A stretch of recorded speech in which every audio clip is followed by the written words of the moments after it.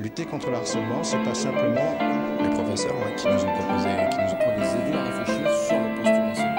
Les petits débrouillards, l'association. Bonjour Eric Briard. Bonjour. Des chercheurs américains prédisent qu'en 2019, c'est demain, 50% de tous les cours, niveau lycée, seront en ligne. Les systèmes éducatifs ne pouvant intégrer sérieusement les TIC, peut-on imaginer un nouveau modèle d'école ? Alors cette question, elle est posée par pas mal de chercheurs américains depuis quelques années. Justement, le premier constat, c'est effectivement, depuis très longtemps qu'on parle d'informatique, d'Internet, etc. On a vu effectivement la difficulté qu'ont des systèmes éducatifs robustes, bien régulés, à utiliser de manière suffisamment intéressante ces technologies, alors qu'elles sont très utilisées à l'extérieur de l'école. Et pour eux, le bilan, c'est que l'école telle qu'elle est construite actuellement ne peut pas utiliser valablement ces technologies. Dans ces cas-là, un certain nombre d'entre eux se disent voilà, c'est la fin d'un modèle d'école. Pour eux, voilà, c'est l'exemple de Collins et Alverson dans leur livre tout à fait intéressant, c'est de dire voilà, il y a eu des écoles successives, l'école plutôt où l'agriculture dominait, où les gens étaient formés au sein des familles. Le deuxième état de l'école, c'est plutôt l'urbanisation. On va mettre les gens en commun. Il y a un modèle un peu industriel d'école. Et pour eux, c'est une sorte de modèle, on pourrait dire postmoderne ou ce qu'on veut, qui est très différent. Où effectivement, on a des moyens d'accéder à l'information, d'accéder à des cours démultipliés. Les élèves, les apprenants peuvent avoir des intérêts multiples. Et l'école n'est pas capable de leur donner effectivement ce qu'ils pourraient souhaiter.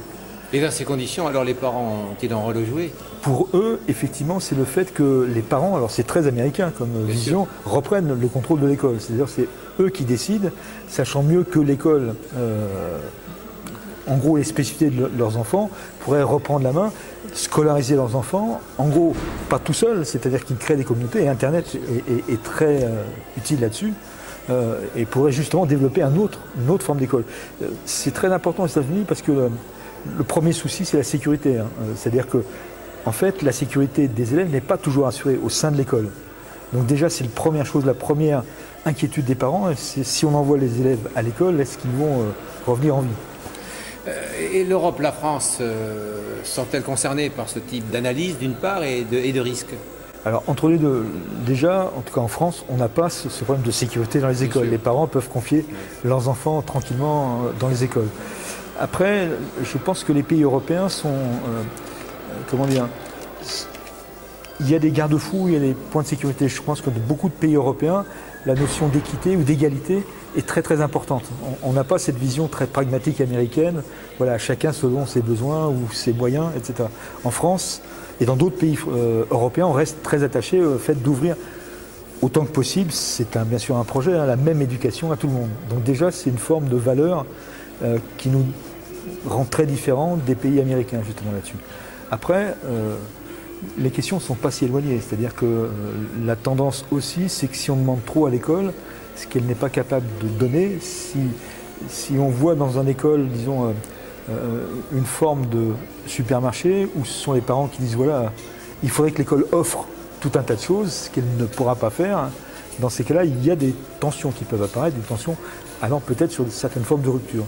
Et pour l'instant, je pense que la nation reste attachée à son modèle d'école. Alors parlons ressources.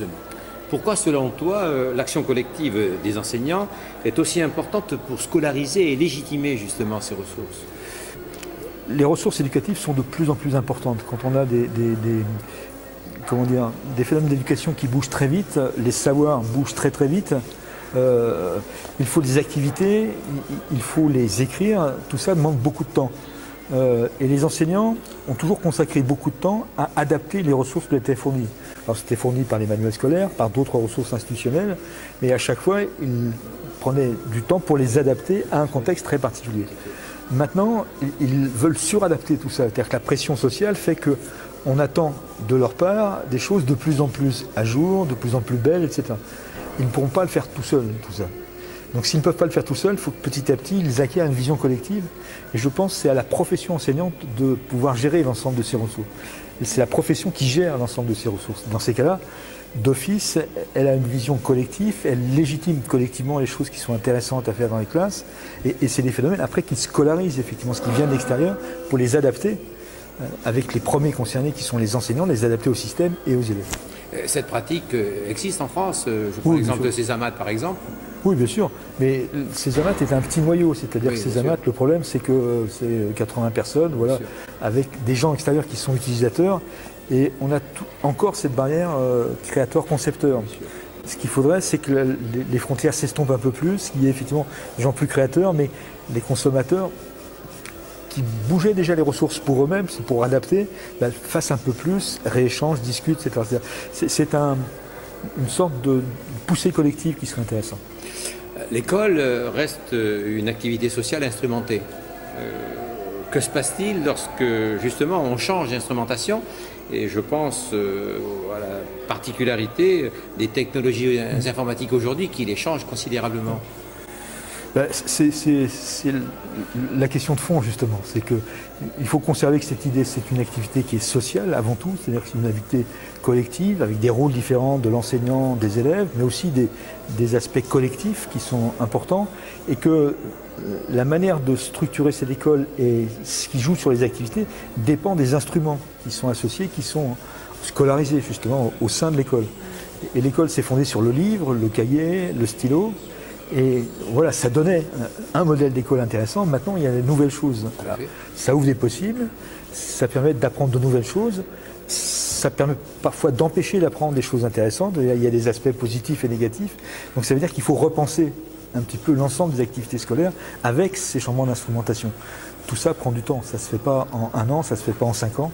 C'est-à-dire c'est des générations qui doivent petit à petit repenser les activités scolaires avec cette instrumentation renouvelée. Et repenser ces activités scolaires, ce sont les enseignants qui le feront? Je pense qu'en grande partie, c'est eux qui le feront. Oui. Ça peut venir avec des inspirations externes, on peut donner des modèles, mais les modèles se précisent, s'affinent, se discutent dans les activités scolaires elles-mêmes.